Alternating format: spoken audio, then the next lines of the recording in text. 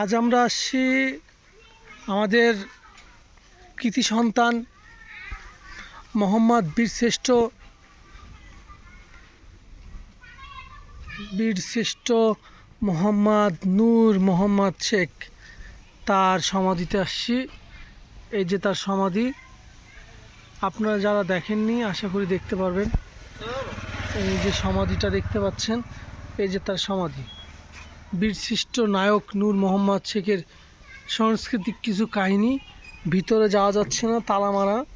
তো আমরা আজকে সেইখানে আসছি, দেখবেন খুবই সুন্দর জায়গা। টোটাল 7 বীরশ্রেষ্ঠ এখানে আছেন শুয়ে। মোহাম্মদ শহীদ সিআইপি ইনামুল হক বীর প্রতীক প্রত্যয় ইউপিআর, শহীদ সিআইপি সিপাহী আব্দুর সাত্তার বীর বিক্রম প্রত্যয় ইউপি, শহীদ বাহাদুর আলী। আপনারা আর একটা সমাধি দেখতে পারবেন, মরহুম আতর আলী তৎক্ষণিক গণ পরিষদ সদস্য। আর একজনের দেখতে পারবেন শহীদ ল্যান্স নায়ক নূর মোহাম্মদ বীরশ্রেষ্ঠ, ইনি কিন্তু মূল নায়ক। ইনার তত্ত্বাবধানে ইনারা যুদ্ধ করেছে। এই যে ব্যক্তিটা, ইনার তত্ত্বাবধানে সবাই যুদ্ধ করছে।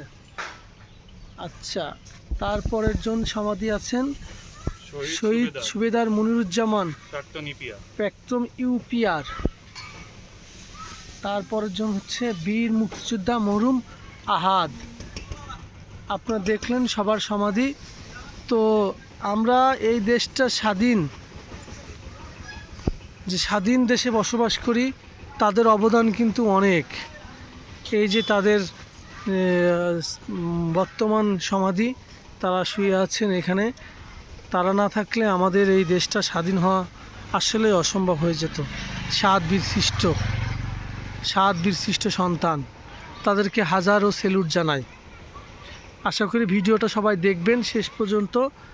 আর এইখানে আসতে চাইলে আপনারা 2 দিক থেকে আসতে পারবেন, জিগরগাছা দিয়েও আসতে পারবেন, ছুটিপুর দিয়েও আসতে পারবেন। এই দিক থেকে যদি আসেন তাহলে আপনি এই দিক থেকে যদি আসেন তাহলে হচ্ছে জিগরগাছা দিয়ে আসবে। আর যদি এই দিক থেকে আসেন তাহলে ছুটিপুর দিয়ে আসবেন।